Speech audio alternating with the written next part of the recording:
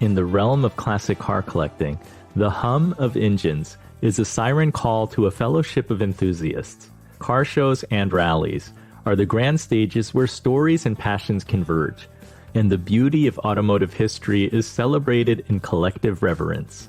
The classic car culture is a bridge between eras, now drawing millennials into its fold, ensuring the vibrancy of this community doesn't just endure, but evolves. Museums stand as bastions of inspiration, sparking lifelong passions with their storied exhibits. Car clubs and digital forums are the lifeblood of this community, sanctuaries for sharing wisdom and forging bonds that defy distance. These networks are invaluable, built on a foundation of mutual respect for the craft and love for the classic. Beyond the chrome and leather, it's the sense of belonging that fuels collectors. It's a world where each member is a guardian of tradition, and every classic car is a vessel of shared delight. In this narrative, we explore the essence of classic car collecting, a symphony of history, community, and the joy of the drive.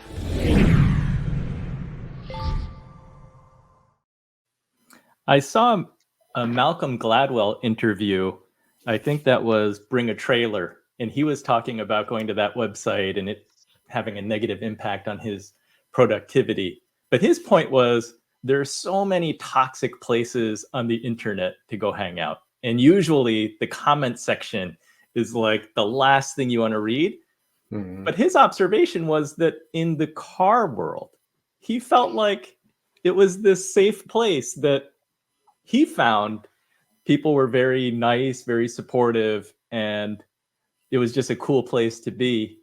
Ray, can you talk a little bit about your car club and the annual award that you hand out? Because this is all about community.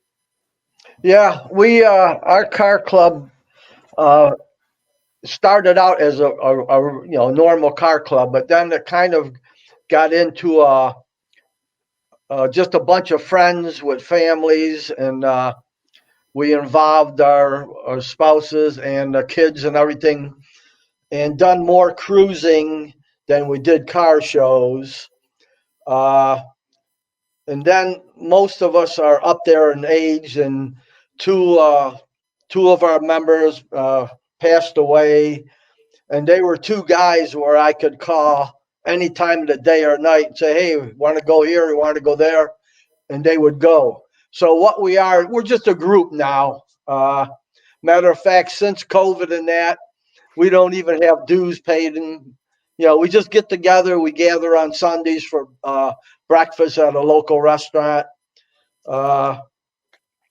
Just fun together. Cruising together, going here, going there. What's the trophy you guys used to give out? Yeah, I used to make up funny trophies, gag trophies, like if somebody. Oh gosh, what was that? The bent piston award. Whoever had the worst luck in the last 12 months, I would get a little plate made, and it must have been 20 years old because there were 20 different plates on it. It was called the bent piston award. Whoever had the worst luck, or like if we were cruising and something happened to the car, they had to pull over or something like that. Whoever had the worst bad luck would get that trophy. I'd surprise them at our banquet at the end of the year. That's funny. So, funny. Stuff like just fun stuff. There are some serious car clubs around, but I don't know. I just like fun. Yep. Garrett, you talked about like the love that you felt from the community that you developed on social media. Yeah. They, I've since I've been in this little town, about the last 12 going on 13 years, I'm on the village board. Some the residents want me to run for mayor, but I don't know if I want that job. But I've developed I've accumulated a lot of friends. People, I walk around. I do a lot of walking because at my age that helps keep you going, and I love taking photos. And I only live a short distance, less than a football field away from our Erie Canal with the trail on it. So I walk or I ride my bike. I take lots of pictures. I post them on our two local Spencerport pages. So I people like looking at them and stuff like that. So yeah, I really love this little village. Where I live, I can walk every place. I can walk to the bank. I can walk to church. I can walk to a grocery store. I can walk to a pizza shop. I can walk to McDonald's. I mean, it's a very compact village. And when people like seeing when I drive my car around, I'll drive it down to the ice cream place, or park it in front of the barbecue, or in front of the cafe. And then, so I don't know, it's just a nice area. People like seeing me ride the car around. They'll ask me sometimes, like I'll take some of the kids in the neighborhood, some of the friends of my two grandsons, and then sometimes I'll ride them to school in the convertible. The day's nice, put the top down, drive them to school. That's awesome. Parades, stuff like that. It's just fun. I enjoy the car. That's cool. I was joking earlier that he looks like Santa Claus with his beard, but he does in his community. Yeah. He's Santa Claus in the wintertime. So he's part of the community, and all the kids are happy to see him. That's one of the things. I don't know if you can see it or not. Probably not.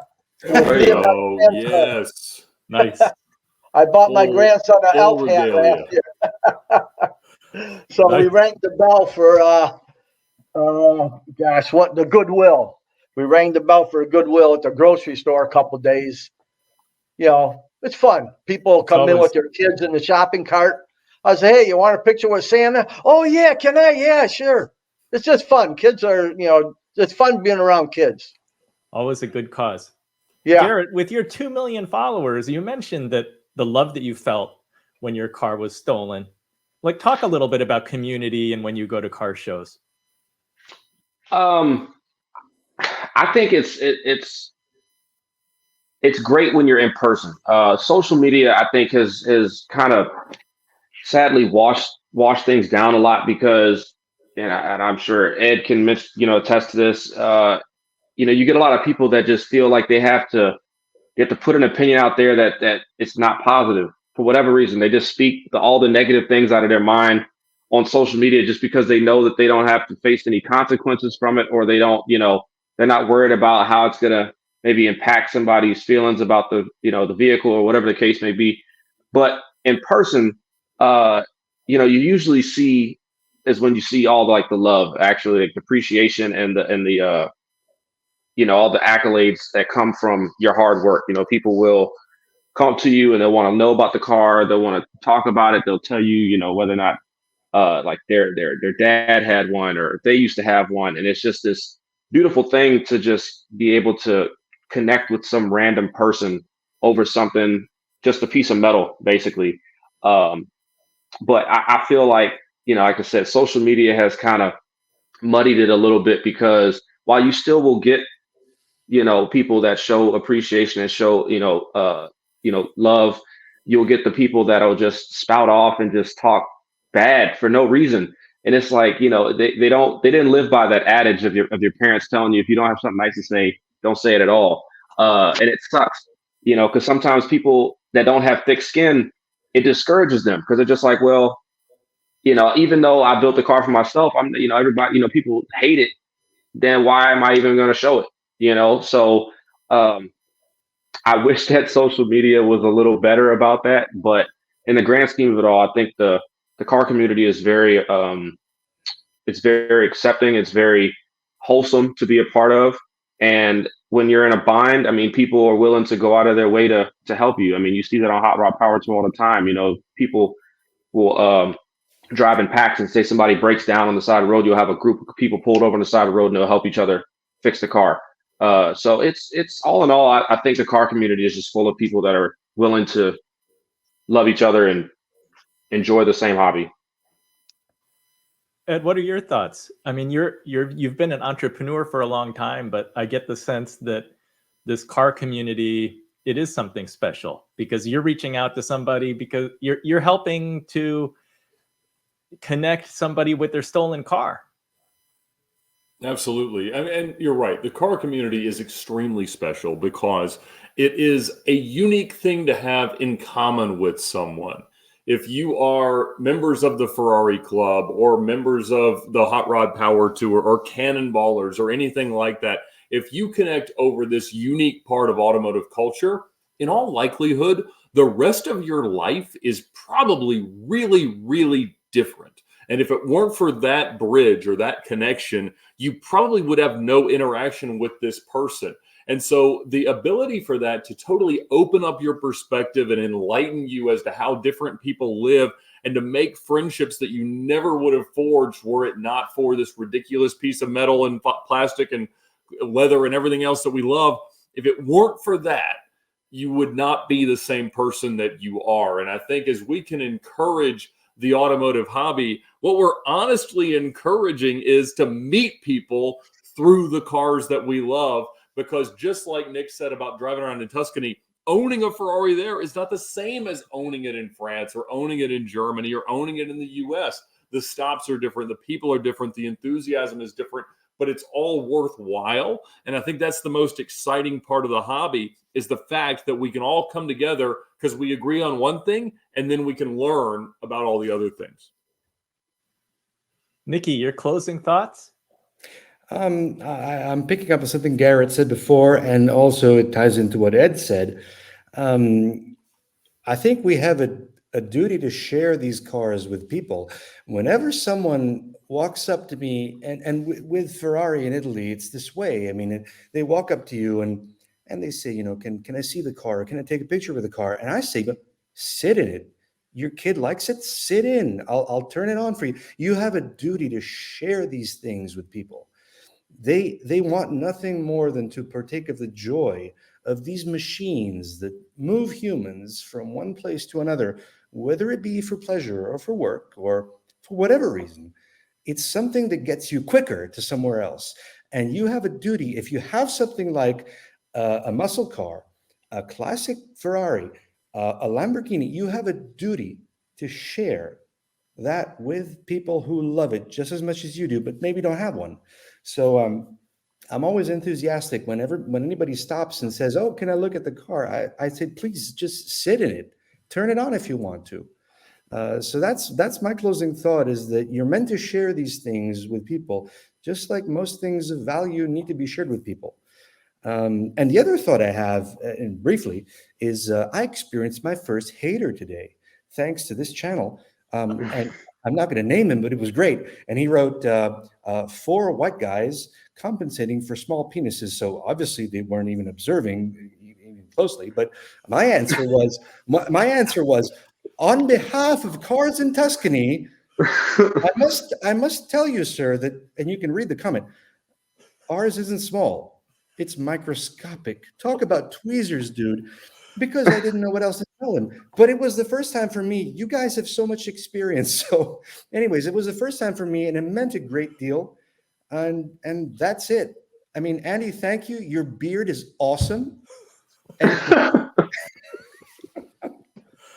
thank you to the panelists for sharing their passion for cars this evening. I really enjoyed the conversation. If I can just summarize some quick takeaways from the non-car collector and non-classic car driver here. We learned that it's a hobby. It's not an investment. But despite that, I know that our panelists have had very positive experiences buying smart and seeing appreciation, being able to sell cars when they want to sell cars at a profit. And it's been interesting because then they can book that gain and buy new cars, which is part of the hunt. And the hunt is always fun. I think the other thing is that to each his own, as it was said. So, right, owning, like car ownership, enjoying the car, it can come in many different forms, and it's very individualized. For some, it's putting the car like in a museum and just keeping it there untouched. And for others, it's meant to be driven. And the battle scars that happen to the car, if you're going to take it on the road, is part of the journey. And Nikki so eloquently embraced those scars, not only on your car, but on your body as well. So I thank the Inspired Moneymakers for watching and listening. Please follow our panelist. Ed Bolian can be found at youtube.com/VinWiki, among other places. Garrett Reed is at instagram.com/AmericanMuscleHD. Nikki's channel, you can find his Instagram account at instagram.com/CarsInTuscany. And we need it the most. So click. And he needs it the most because he's compensating. he needs more followers. It's so true. It's the only way. Ray, do you have anywhere you want to send people to follow you? I'm just on. You can find you him can on look Facebook. for me on Facebook. I mean, I'm not. You can look for me on Facebook, Spencerport, New York. Other than that, I'm not. I'm not all that techie. You know what I mean? Perfect. Ray's just out here living the dream, guys. Yeah, right. Exactly. I would like to say one last thing. Yep. Especially to the two guys with the dark beards, that my beard is naturally black, but I dye it white because all my friends have white hair and I don't want them to feel bad. That's all. That's nice of you, man. That's nice. Good deal. Well, thank you guys for taking the extra time. The conversation was so good. We've got way over time. I want to thank the Inspired Moneymakers for joining us this evening. Please take note that we're off next week for Thanksgiving here in the US. Join us on November 29th for episode 15, where we are covering unleashing the power of compound interest. So we're going to be talking about one of the foundational elements of investing.